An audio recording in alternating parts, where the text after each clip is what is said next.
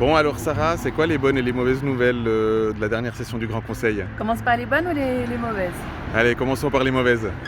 Donc, lors de la dernière session du Grand Conseil, le Grand Conseil a refusé, mais un chouïa, la motion populaire du SSP qui demandait de réduire les effectifs des classes de l'école obligatoire.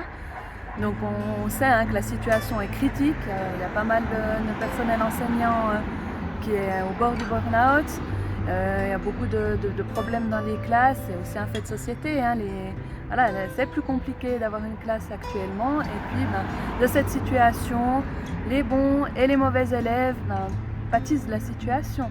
Donc la motion populaire du SSP demandait de baisser les effectifs de classe. Comme c'était une motion populaire, le Conseil d'État aurait pu proposer tout un tas d'autres mesures qui visaient à améliorer la situation, le taux d'encadrement.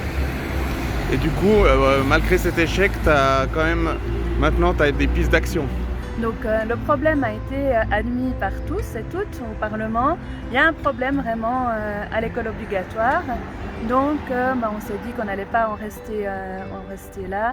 Donc on est en train de rédiger un postulat pour demander que le taux d'encadrement des élèves soit meilleur, par exemple en baissant les effectifs, en renforçant le soutien, en favorisant le co-enseignement et en étudiant toutes les autres pistes qui viseraient à améliorer ce taux d'encadrement et à améliorer la situation.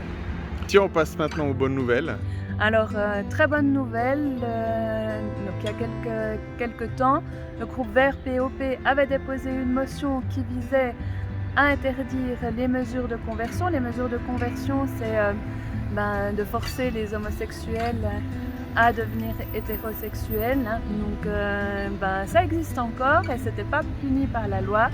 Donc la motion a été passée. Du coup, on a eu le rapport qui proposait un projet de loi et on a voté et c'est passé à 99 voix contre une, mais c'est passé quand même et on est très content. Le canton de Neuchâtel est pionnier, même si ça devrait être normal, mais le canton de Neuchâtel est pionnier dans ce domaine-là.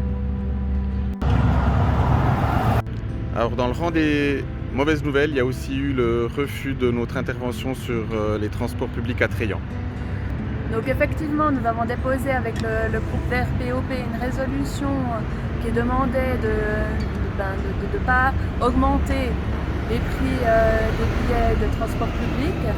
En particulier, c'est un scandale, ceux de la deuxième classe qui augmentent plus que ceux de la première classe. Donc on demandait que ces prix n'augmentent pas. Si on veut aller vers un transfert modal, c'est pas ce qu'il faut faire. Donc on a déposé une résolution, il fallait 2/3 des voix du Grand Conseil pour que ça passe et ce n'est pas passé.